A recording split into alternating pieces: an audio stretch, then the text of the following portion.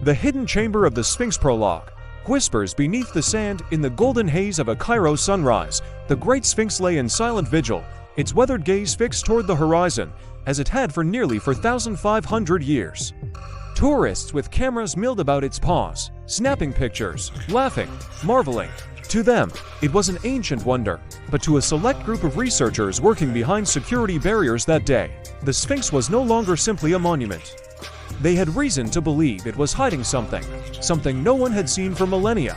Dr. Leela Mansour, a 38-year-old Egyptian archaeologist, had spent her life studying the Giza Plateau. She knew every weather-cracked stone, every shadow line on the Sphinx's face. But now, her work was about to shift from dusty archives and slow digs to something far more dangerous. Satellite scans had revealed anomalies, strange, hollow shapes deep inside the limestone beneath the statue. The data wasn't clear enough to explain them, but they weren't random cracks or erosion pockets. They were deliberate chambers, the first sign it started with seismic imaging. In late February, a multinational research team led by Egypt's Ministry of Antiquities placed ground-penetrating sensors along the Sphinx's flanks. These devices sent vibrations into the ground and mapped the returning signals. The readings were bizarre. Behind the Sphinx's right shoulder, nearly 30 feet below the surface, a large rectangular void appeared on the scan.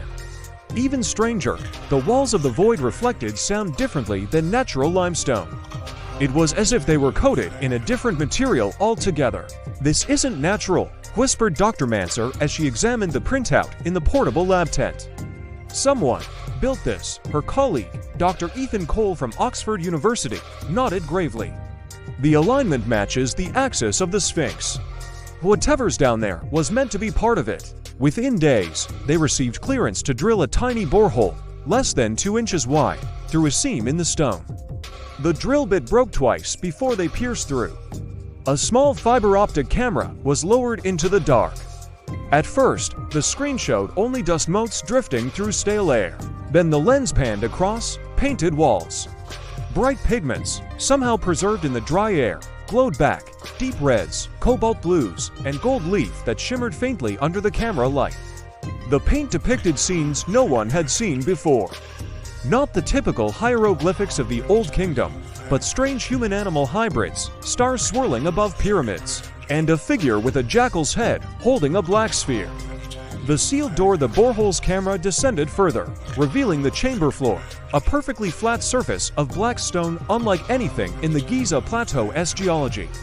In the center of the rooms, at a single object, a stone door, flush with the floor, its edges sealed with hardened resin. By now, news of the find had been locked under a strict government blackout. Only 12 people on Earth knew of the discovery. The ministry feared looters, conspiracy theorists, and media frenzy. Inside the tent, Dr. Cole broke the silence. "If that door is what I think it is, it predates the Sphinx," Mansour frowned. "Predates, but the Sphinx is already one of the oldest structures." "Exactly, which means whoever built this may have influenced the pharaohs, not the other way around." Descent weeks later, after exhausting political negotiations and securing military oversight, the team was permitted to open a narrow shaft down to the hidden chamber. Work began at night, under floodlights, to avoid tourist attention. The descent was claustrophobic, a vertical tunnel barely wide enough for a person in a harness. At the bottom, the air was dry, but heavy, tinged with an odd metallic taste. Standing in the chamber was surreal. The painted walls loomed over them, their pigments so vivid they looked freshly applied. The black floor stone was cold, almost unnaturally so, and smooth as glass. The stone door in the center was unmarked, except for a small, deep indentation. It was Dr. Mansour who noticed the pattern first. The indentation wasn't random. It was shaped exactly like the black sphere held by the jackal-headed figure in the wall painting. The black sphere. 3 days later, while sifting through storage crates in the Cairo Museum's restricted archives, Mansour found something extraordinary: a palm-sized obsidian ore, catalogued in the 1920s as ritual artifact, unknown origin, and never displayed to the public. It matched the indentation perfectly. On the night they tried it, the chamber felt colder than usual. Mansour placed the sphere into the indentation, and the moment it clicked into place, a faint rumble echoed through the floor. The door slid open soundlessly, revealing a staircase spiraling downward into pitch darkness. The lower vault they descended cautiously, headlamps cutting narrow beams into the void. The staircase walls were covered not in paint, but in carvings, intricate spirals of symbols no Egyptologist could identify. Dr. Cole muttered that they looked closer to Sumerian or even pre-Sumerian script.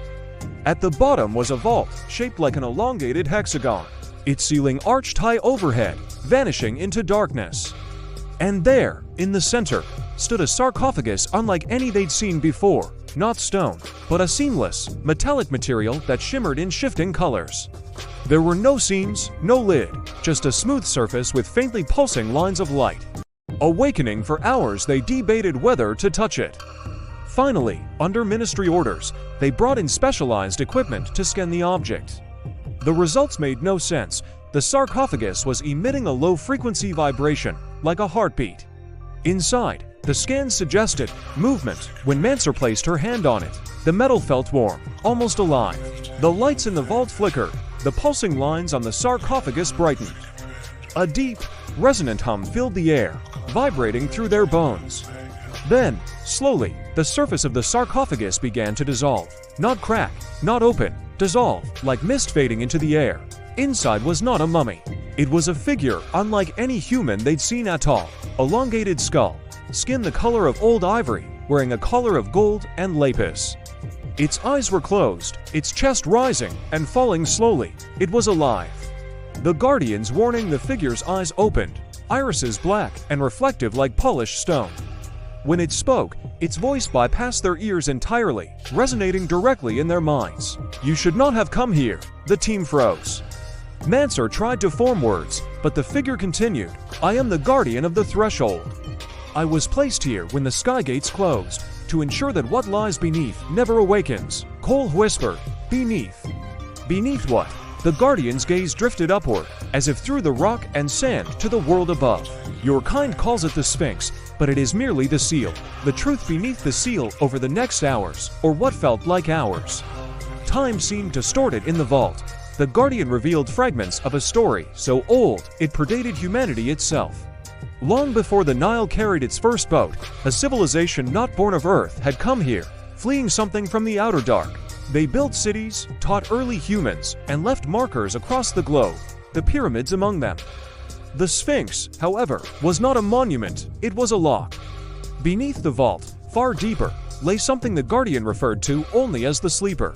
It had been imprisoned when the sky gates closed, and if freed, it would call the dark back to this world. Breaking point. Before the team could question further, a commotion erupted above. Shouting, footsteps, the metallic clatter of rifles.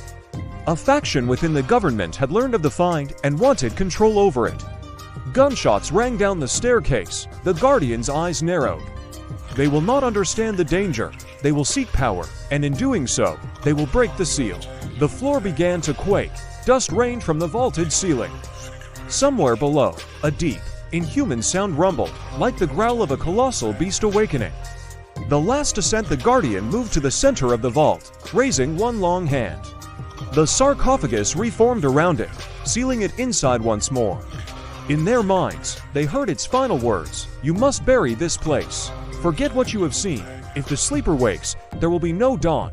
The vibration in the floor grew stronger.